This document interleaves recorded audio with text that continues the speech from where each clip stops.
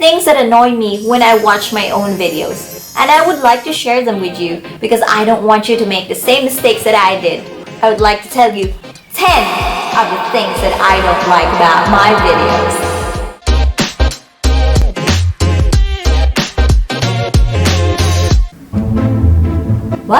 What? Skip.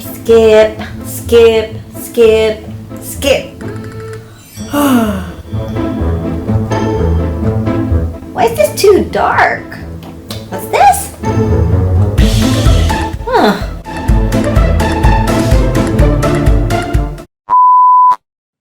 It was March of last year when I decided to make my own Facebook page, and I wanted to make professional looking videos, clean and well edited. So I started uploading actually March 16 of last year. So this March 16, it will be the first anniversary of our first video, which is my cover video for my Facebook page. After that, it's been non-stop of editing. I don't know how many videos I've made now, but I've learned a lot from my first video that I uploaded, which is the cover video of my Facebook page, up to now that I'm making this, and I'm still making progress. I actually watch my videos over and over again, and then I will say, oh my gosh, I wish I didn't do this, wish I cut this part, wish I brightened this part. So I just have this list of things that I wish I didn't do or I wish I did, and I want to share them with you. So just to tell you, there's only one video that I edited using my mobile phone. And that's because I'm not good at using those applications like the I don't even know how to say it, KineMaster or KineMaster, that a lot of YouTubers or content creators are using. So I use Sony Vegas Pro, which I learned how to use in 2011. Yeah, like 10 years ago. I started using it again last year, and I was pretty bad at it, and I don't think I am really good at it now, but I think I'm improving. There's a lot of things that you can do with it, and even if you don't have an editing software, I will still give you some fixes that I did with those problems. Okay, let's jump into number one.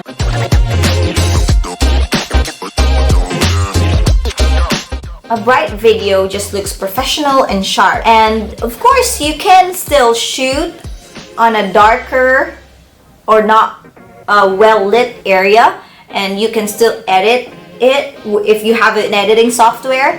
But that time, as I was making this video, I'm annoyed with this video. I didn't know how to properly balance the brightness. So when I brighten up, it looks like I'm orange or I'm too, it just looked terrible. So what I did with this video is I totally changed it, because I like the content, I just don't like this part where I was talking. Yeah, you can still do it like with your editing software, but sometimes you just don't get the quality that you want to implement on your video. Some videos are difficult to see, it becomes muddy, quality is just gonna be lower. So the fix for this is I invested with a ring light. Ever since I used the ring light, my videos are brighter, yeah, all that jazz, right? And you don't even have to invest with a ring light.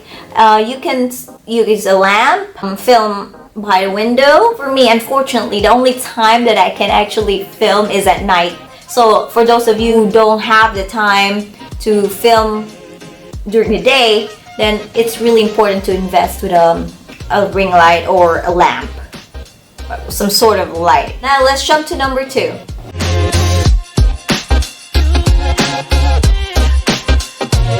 I personally don't like watching it in my own videos or other people's videos because sometimes it triggers motion sickness. Like shaky video just looks unprofessional and unpolished, and of course it's really difficult to see. And this is very common for us who are not professional cameramen, I guess, because especially when you're doing, like, for example, a prank, there's a prank that I did that I got too excited, and I was just so I was so excited with what's happening and so into the moment, and I didn't realize that I was also bringing a camera with me. So of course, excitement plus camera is like shaky footage, right? So it is common with us, and for our viewers, it might not really be a pleasant view to see, you know? So what is my fix for this? Okay, number one fix is don't zoom in. I repeat, don't zoom in. Because I don't know if you've noticed this, but if you zoom in, it just becomes really shaky even with the slightest movement. So what I do is, even if it's I want to focus on something, I don't want focus it using my hand or the zoom, but I will zoom in on my computer.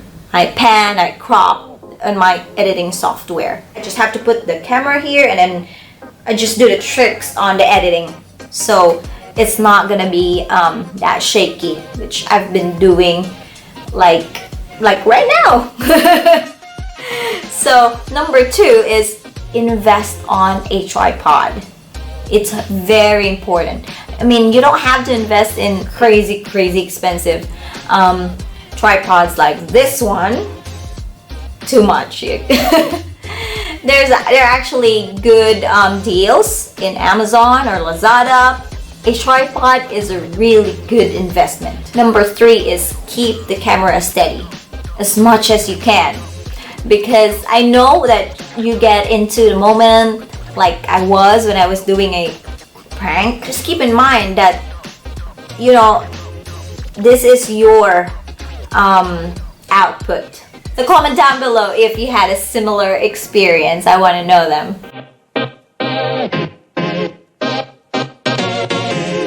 I'm also guilty of this at some point. You know, an intro is very important because it's actually something that demonstrates what your channel is, what your brand is, who you are, who your videos are catering to. Basically shows what your channel is. I actually had an intro that was 33 seconds long. Remember I told you about making the cover video for my Facebook page? Well, I used that as my intro. I actually pay attention to my analytics. So as I was watching my videos over and over again, I realized that, oh my gosh, yeah, we like looking at ourselves, our pictures and stuff, like who we are. But this might not interest other people, especially if those people are looking for tutorials. They just want to jump right into the topic. And for me, the 33-second long video was just too long for an intro. So my number one fix is I kept it under 10 seconds, which mine now is 8 seconds. And number two fix is, if you really want to showcase your channel, make an outro. So you can tell more about your channel, like, subscribe, follow, share there, and then you can share your social media accounts, your websites in there. So it's good to have an outro that's also longer. The things that you can put in your intro, there's an outro, right? Number three fix is I made a slogan. So I looked for a slogan, and since my channel is about my family, so I put the family stuff that matters, right?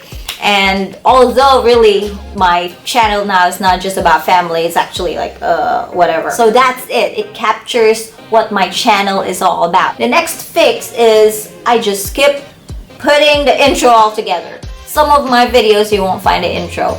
I just put an outro. That can be an option for you too.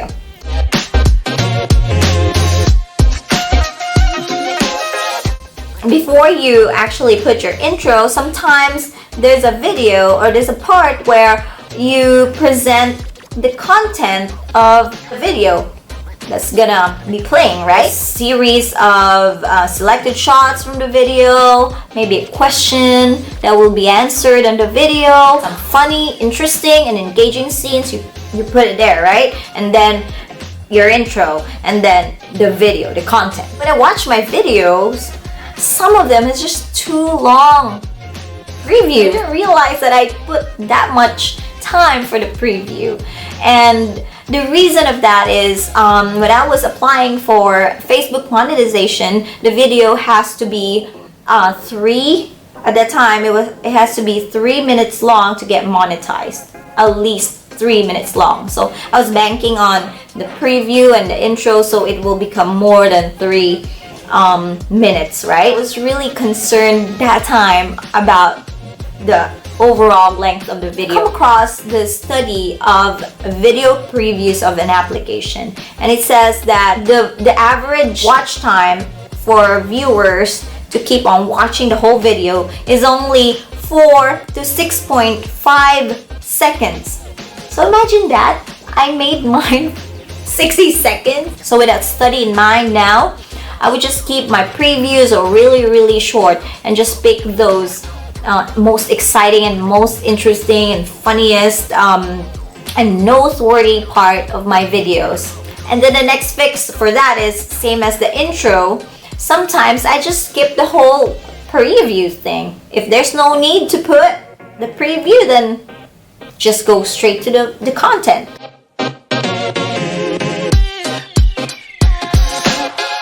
So imagine endless hours of thinking of a content, doing some research, shooting it, editing it, finding the right music for the video, uploading it, which takes so long too, sharing it to social media, only to find out that it gets muted or taken down because of copyright infringement problems or issues. That's really frustrating. So YouTube and Facebook have their own music libraries, and you can get those music for free, but then you can only upload those videos in that platform. So if, for example, I get the video music from YouTube, then I can only upload it in YouTube or Facebook too. If I get the music in Facebook, then I can only upload it on Facebook. But then my plan was to upload the same video to both platforms. So I need to get music that I won't have a problem with Facebook and YouTube. So what I did at first was go to YouTube and search for songs that are under Creative Commons license. But the problem with using Creative Commons music is some people actually re-upload copyrighted materials to their channels and then upload it as a Creative Commons. So you don't really know that there's somebody that's the original source of that music. So before, I thought that I was getting all the Creative Commons until I got a copyright claim. I realized that, oh my gosh, this is not good because somebody actually uploaded it originally as a copyrighted material. So what was my fix? Number one, I stopped doing that. I didn't use any songs in YouTube under Creative Commons because you never know, right? I used Lumen 5, which is also a online editing program, and they have free music there too. So I've been using those music, and those are non-copyright music. And there's also a site that's called Hellotomatic, and this site is actually used by a lot of American vloggers. So you can just use their music there, but you have to credit the artist in your video. And in the description area, I will put a link of the 10 best sites where you can find free music for your videos.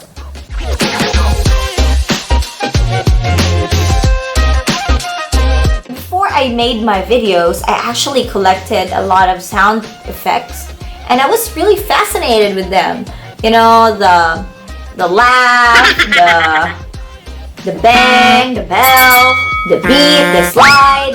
I had my personal favorites, so I'm sure you have too. I like using sound effects because it engages the audience, it evokes emotional response, because if something's funny, then you can put a laughing sound effect. If it's sad, you can put this, oh. There's actually an emphasis, you know, on what's happening on the screen, and it sets the mood. But as the saying goes, too much of anything is also not good. It actually is distracting, it's annoying, and I am really guilty of those. The first few videos I made, I just put too much sound effects, and when I watch those videos, I'm like, oh, I wish I could have just deleted those sound effects. It's just too much of a distraction. Well, what's the fix? Well, what I did was I just controlled myself, and I don't want to annoy my audience anymore, so I try to minimize the sound effects that I include or put in my videos. Let me know if you're also guilty of putting too much sound effects into your videos.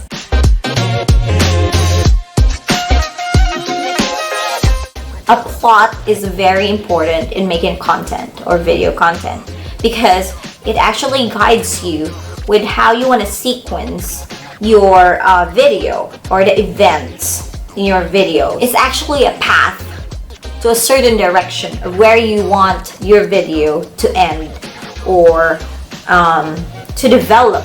So I was so guilty of this with my second video, or this video in particular, where my son was just playing and my baby was watching him, and there's just no plan. I just wanted to film them, they're being cute and adorable, that's it. But what does it do? It doesn't have any value to other people. The fix of this is actually I carefully plan what I'm gonna do with a video. I have an end in mind. I make a script or a plot or an outline to help me and to guide me with the video that I'm making. It's good to plan ahead with the perspective of me editing a video. Like now, I want to know where I point, where I look, you know, because where I put my visuals. This is actually all planned. And this technique really helps me a lot, especially when I'm already editing in my computer.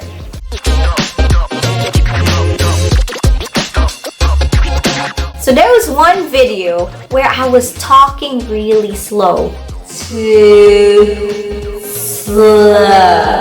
I was washing dishes and I was playing it and I wasn't even paying attention to it. And I just heard my voice and I was like, what was I doing in here? Why did it sound so sleepy? And I was listening and I got bored and I was not really engaged and it made me sleepy too. Though I gotta admit, when I made a video, I was just narrating, okay?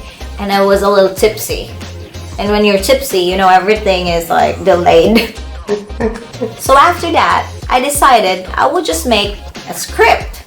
So it helped me a lot to not talk too slow or too fast, because the ultimate goal really is to talk in a conversational pace. I don't use a metronome for that. No. There are times that you slow down because there is an important information that you want to convey to your audience or to help them grasp what you're saying. And you also talk faster when you're excited. I'm still working on this. I'm not really good and I'm very conscious when I talk to the camera. I'm still working on this. So yeah, that's it. I really have to work on the pacing of my speech. Now let's jump to number 9. Number 9. Number 9. Number 9.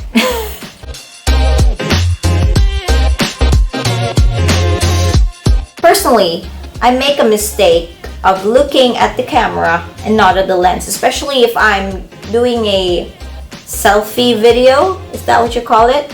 Where you can see yourself and then you want to just see yourself and you're not actually looking at the lens. Now, the problem is with that is it looks like you're not looking straight to the eye of your audience. So what happens is they lose interest, they're not that engaged anymore, and they're very distracted because you don't know where you're looking at. So sometimes if you're like doing an interview or you're just filming at home and the intent is to talk to each other and not talk to people or your audience, well, the camera is just on the side and then there's two people talking to each other, right? There are cases like that. But for example, if I'm here and I want to talk to you, my audience, then I have to look at you in the eye to keep you engaged. And it happened to me because some of my videos, I was not looking at the lens because I was putting my script too high or too low, that it was very distracting. When I was looking at my at the video, I'm like, I was not really looking at the lens here. Like this one. So what's my fix for this? In some cases that I really need a script, I get someone, which is my husband, to hold the script for me. And if he's not around or not available, then I have to have a separate tripod or something that will hold my script, and I have to replay the footage so I know where to put my script where I actually look like I'm looking at the lens and it's gonna be really close to the camera. And for some cases that you really can't help but use a script, then you might want to do that technique too.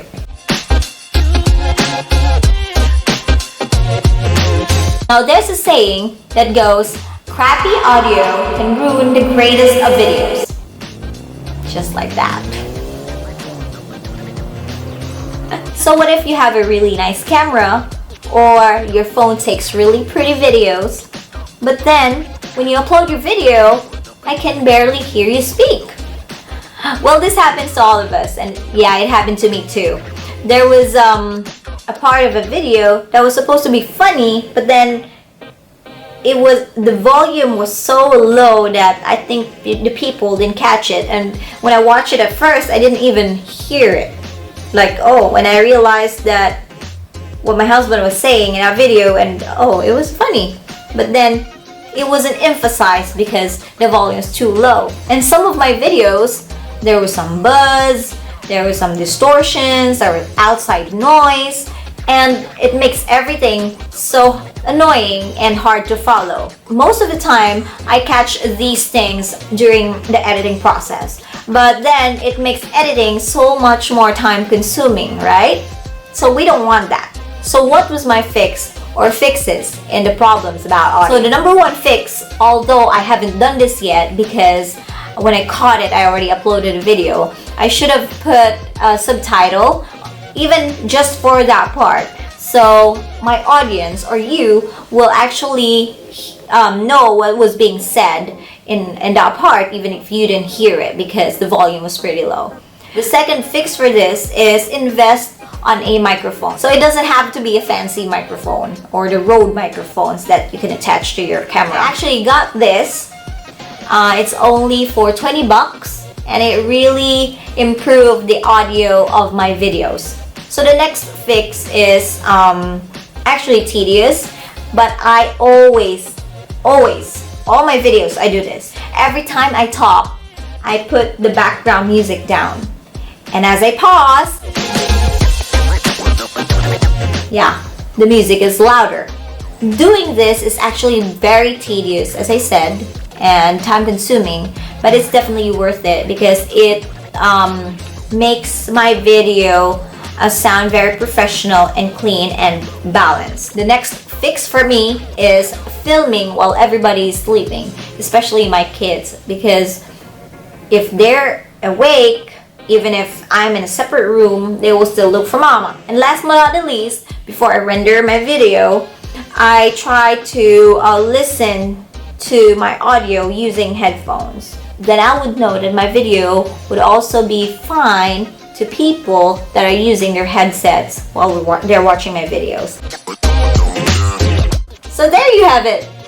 Those are the 10 things that I don't like about my videos. And hopefully I won't do them again. And hopefully you're watching this so you will not make the same mistakes that I did. Please let me know in the comment section what you think about this video. And maybe there are things that I missed too. And if you find this video valuable and helpful, please don't forget to subscribe to our channel and like our Facebook page. Also, please free to like this video and share it with your friends. This is Abby. Thank you for watching. Bye bye.